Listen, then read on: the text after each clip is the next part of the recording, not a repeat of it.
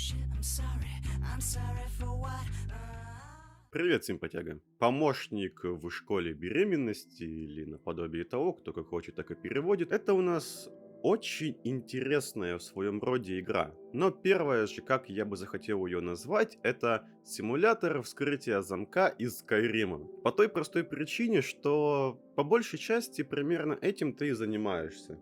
И в принципе, чтобы не изобретать велосипед, давай я тебе кратенько про нее зачитаю. Чтобы ваш маленький город снова процветал, вы вынуждены перевестись в школу под названием Частная Академия Помощи с Беременностью. Однако, вы невысокого роста. Ну, то есть, в принципе, мы играем за что-то мальчику, так его и зовут. А еще он интроверт, и, в принципе, на картинке его вставлю.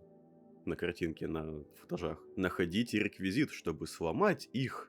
Вареник, да, у нас же тут кулинарная цензура всегда. Повысить уровень и выполнить задание по беременности для всех участников. Или с помощью других избежать из школы. Как правильно говорит еще дальше описание, каждой девушке в этой школе нужно срочно забеременеть. Но правда в диалогах они говорят про коллекционирование соуса, но не будем об этом. То есть в принципе суть такова, что нашего шута-мальчику впихивают в эту школу, и у него начинается лютый трэш. Сам геймплей представляет из себя, как я и сказал ранее, гребаный взлом замка из Скайрима. На ютубе я не смогу этого показать, скорее всего там я буду просто выдирать футажи, где я безопасно хожу, поскольку там в том числе на локации есть такие моменты, за которые меня очень оперативно пнут. Нужно взять самый свеженький баклажан и найти в тесте нужную точку, чтобы правильно его приготовить. Так называемую легендарную точку G. Если в нее не попадать, то выносливость у девушки будет очень медленно уходить. Ну, не выносливость скорее, а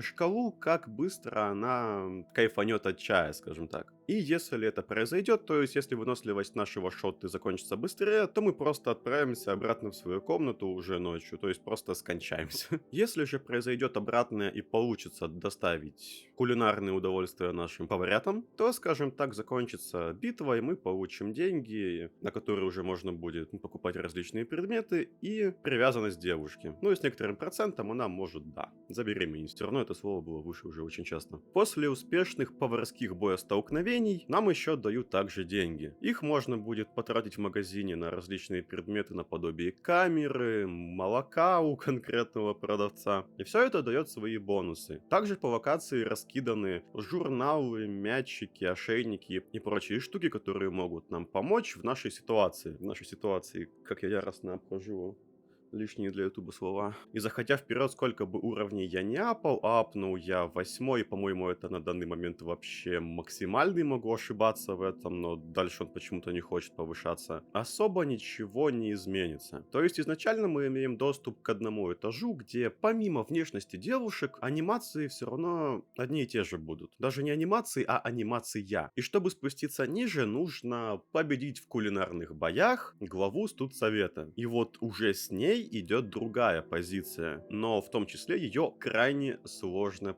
победить. Дальше одной шкалы у меня не получалось ни разу по той простой причине, что предметы не переведены. Я пытался скачать прогу корейского автора и любителя подобных игр, но у меня не получилось перевести, я не знаю почему. Хотя, в принципе, про эту прогу написал сам чувак, который эту игрушку и опубликовал. Но по факту, да, с помощью этих предметов мы и должны каким-то образом, скажем так, более матерых девушек побеждать в кулинарных боях. Что касается рисовки и графики, изначально я подумал, что эта игра сделана полностью с помощью яишек. Но потом, немного поиграв, в принципе, я в этом не уверен, но скорее всего. Тут гадать даже не нужно, они слишком похожи.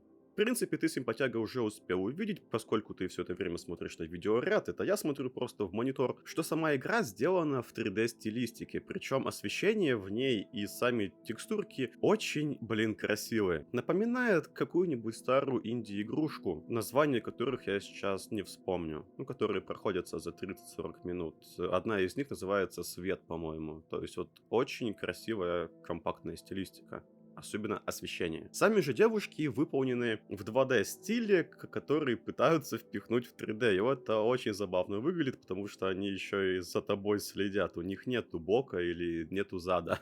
В принципе, занимаясь всем этим и встретив девушку в туалете, которая эдакий торговец, рано или поздно мы сможем накопить денег и купить ключ, который нам нужен будет в нашей комнате, в которой мы оказываемся ночью, чтобы открыть дверь, потому что нас запирают, видимо. И купив этот ключ, мы уже сможем прогуляться по школе ночью. Главное перед этим в магазине взять фонарик. И вот ночью, вспоминая такую хентай-анимку, как Тоши Series, мы встречаем 3 призраков. Может больше, и я их просто не встретил, но вроде как 3. Это Биг Мами, то есть прямо милфочка. Мы ее с первой же ночи видим, она стоит под фонарем, и при покупке ключа она уже будет стоять в нашей комнате. С этими призраками можно также проводить кулинарные бои, и вот эта вот Мами выключает меня после 2 полоски. Но пройдя дальше, на столе мы встретим черную кошку. Кто-то сразу вспомнит Dark Souls 2, все дела, но эта черная кошечка при диалоге с ней превращается в единственного персонажа, который мне здесь нравится. По той простой причине, что я об этом не сказал, но здесь все гребаное мясо. Все, кроме нее. И если, симпатяга, у тебя такие же вкусы, как и у меня, то это, наверное, единственный персонаж, который тебе здесь понравится. Также, спустившись ниже, потому что ночью глава студсовета Ясен Пень ничего не охраняет, мы можем встретить еще одного призрака уже в другом туалете, и она еще большее гребаное мясо. У нее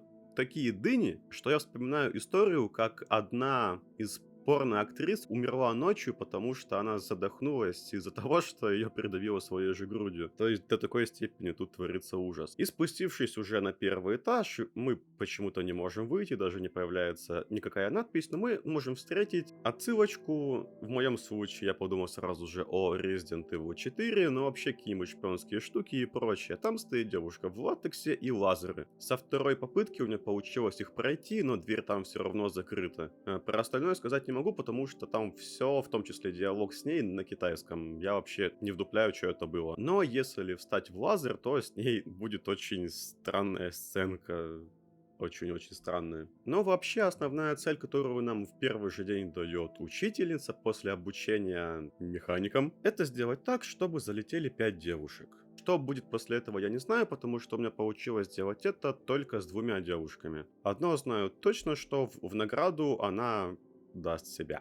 И, по-моему, исходя из диалога, в деньжат, но это не точно. Что касается, говоря языком нынешних детей, кроших, в местном магазине, где мы покупаем камеру и что-то там еще, есть продавщица. И вот если помочь ее магазину, то есть купить достаточно товаров, то она тоже сможет стать нашей крошихой, как это еще обозвать. Короче, вступить в наш гарем. До этого сценку с ней никак не получить. И вот она, даже невзирая на то, что тоже гребаное мясо, очень даже. Особенно нравится ее смущение. Ну и исходя из всего вышеперечисленного, могу ли я посоветовать данную игрушку? Если ты сможешь перевести эту игру, если тебя не смущает, что основной геймплей будет это гребаное вскрытие замков, то попробовать можно. Нарисовано все очень неплохо, анимации хороши, и освещение радует глаз, когда просто бегаешь по школе. Ну и ради, конечно, того, чтобы купить гребаный ключ за 100 тысяч йен и добраться до нашей кошечки, которая, скорее всего, будет на превью. И вот такая вот немножко странная игрушка и 2 видос, который я записываю без сценария. Надеюсь, на этот раз получилось получше. Как всегда, видос без цензуры и сама игра в Телеграме для бустеров. Если хочешь, залетай, симпатяга. А у меня, в принципе, на этом все. Что-нибудь пишите, что-нибудь жмите, и до связи, симпатяги.